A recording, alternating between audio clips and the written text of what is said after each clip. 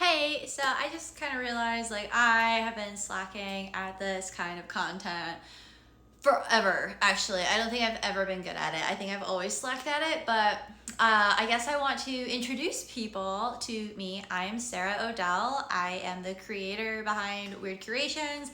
I'm the candle maker, the oracle, the witch, the writer, the eclectic artist of all kinds. I do all kinds of different things. And I know that I don't always introduce myself to new people on the platform or anything. I just kind of post as if everyone already knows me. Sometimes. And so anyway, I wanted to do an introduction video to the best of my ability to describe the kind of books that it is that I'm writing. I know I share my stories and people can read about it and kind of figure some stuff out for themselves, but it's always good to show your face online. This is kind of the same spiel that I give people when they come see me at markets.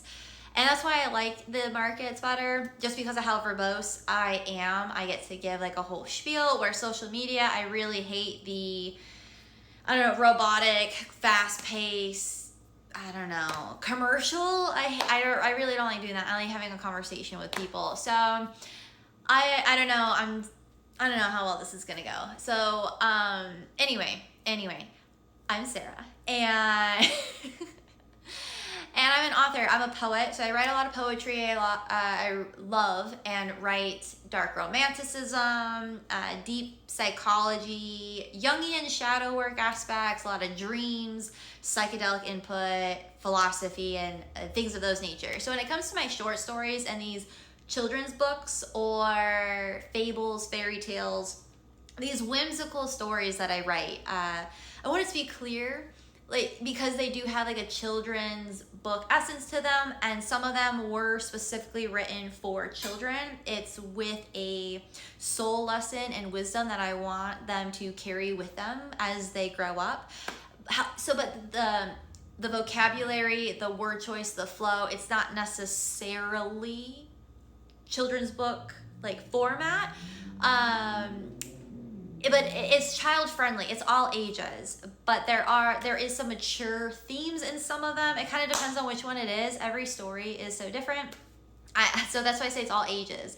It's all ages, and you can see it as surface level or as deep as you want within the poetry and the figurative language, the adjectives and everything, the metaphors, all the things that I use in there. But the intention is to connect to people's souls and the inner child, and I feel like the inner child is a gateway to the soul, and there's a lot of healing, there's a lot of heart chakra healing in there, but there's so many different themes, and it kind of has a spiritual and philosophical essence to it. So it's kind of difficult to describe my writing and stuff like that, but I just wanted to kind of let people know this is kind of the foundation. I want it to feel like people are sitting around a campfire and they're waiting for the elder or the witch doctor or the storyteller of the tribe to entertain everybody with a story that surprisingly,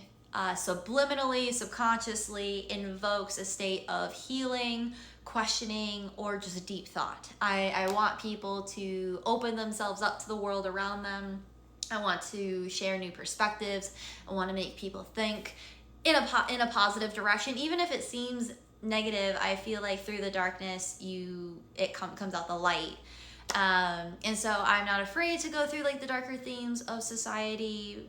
But then there's also a lot of love and light and lightheartedness. It's a full spectrum of things that I really enjoy. I just love writing. I'm an eclectic writer, so my lunar memoirs are very Victorian diarist, Sylvia Plath. It's a lot of my own personal shadow work and connection to the occult, and a lot of my healing principles and that transmutation of my life experience.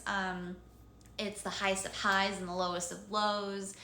It's very emotional, can be a little annoying. It shows the OCD of the perseverating on certain negative thoughts or just any thoughts in general.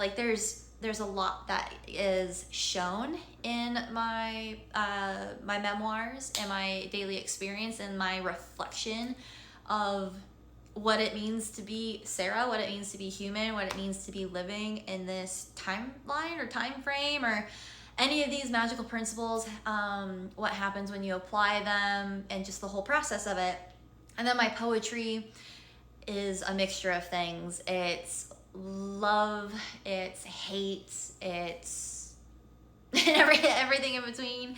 And then you have like my short stories, which are anything from, you know, very fluffy, healing, endearing children's tales, all the way to some horrific horrors and psychological thriller type things. I write a lot of like mythology with historical reference to it. So it depends. Like everything that I write, there's a whole story behind it. And so I had these story times. I have a playlist that I've been trying to build, which I've been slacking on. So I am going to be posting more in this series.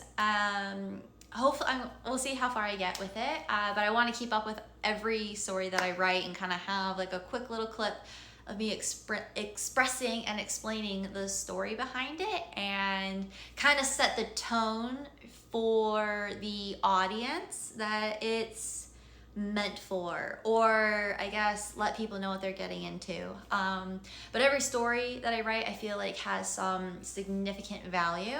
It can depend on your astrological principles. It can depend on so many different things, but I incorporate every spiritual, theological, philosophical, psychological theme that I can into everything. There's so much detail and gnosis behind it all. So I hope people enjoy it. I hope this kind of explains a little bit about my writing. It's the same with my candles. Like there's so much symbolism. I'm a spiritual artist, and so the what's the word? The significance of the symbolism, that's the intention, that's the magic. There's nothing that isn't done.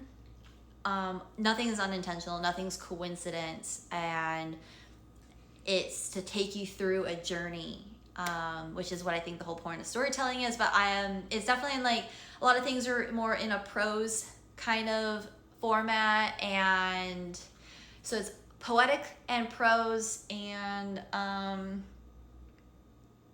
just various. I don't know.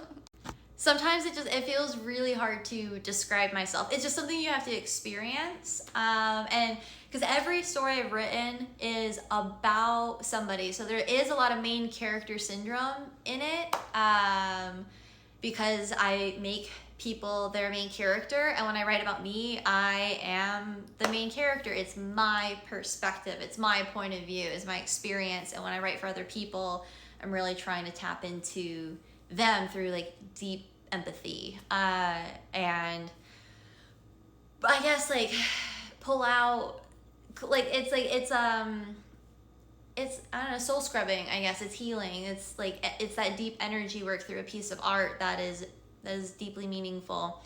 So yeah, I don't know. It's just something you have to live through. Like every person that I've written a story for, it's inexplainable, all the details within it, until they get their story and they read it, or until you know the whole like podcast worth that goes behind telling the tale behind the story, and then reading the story and processing the story. Everything is so deeply layered. So I'm really proud of the effort and the work that I put into everything, and I really hope people love it and enjoy it and can understand it, and experience it. I want people to be open to the experience. Hi, Miss Hazel. Oh, okay. No, okay. So with that is that's just a little bit about my writing. So yeah.